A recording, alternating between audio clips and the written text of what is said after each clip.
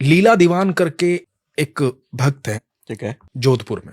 Sir उनके पति जो है वो बैकुंठ धाम चले गए थे, कोरोना काल का समय था, उनका घर में बेटा और वो थे। वैकुंठ मतलब वो दुनिया से चले गए थे। तो बेटा और माँ दोनों घर में रहते थे। एक पड़ोस की महिला आ जाती थी तो उनके साथ वो कीर्तन कर लेती थी माँ। और ये बात कोरोना काल की चल रही है, जब कोई कहीं नहीं जा सकता था।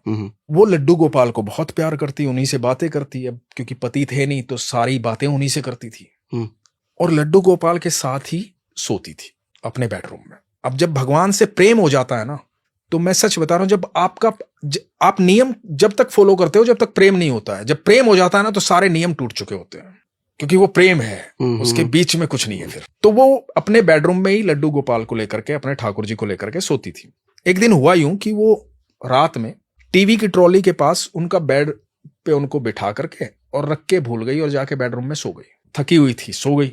सुबह बेटा उठा, बेटे का काम था सुबह घर में झाड़ू पोछा करना।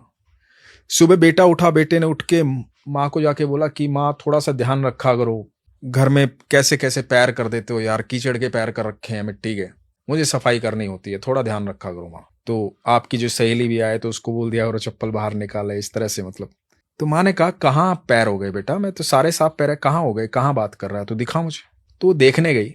अब बेटे ने तो दूर से देखे थे। जब माँ पहुंची तो टीवी की ट्रॉली से लेकर के बेडरूम तक छोटे छोटे पैरों के, हल्दी और चंदन के पैरों के मिट्टी के निशान थे, हल्दी और चंदन के।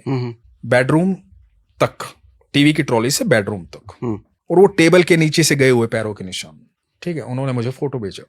सर आज कोरोना को 5 साल बीत गए, 5 साल से फर्श नहीं धोया है सर, 5 साल बीत गए हैं सर। वो कृष्ण के पैरों के निशान है। उस दिन वहां नहीं सुलाया था तो खुद सोने चले गए थे। आज भी आप जोधपुर जाइए, पूछिए, लीला दीवान जी का घर शास्त्री नगर में है शायद, आप जाके दर्शन करके आइए।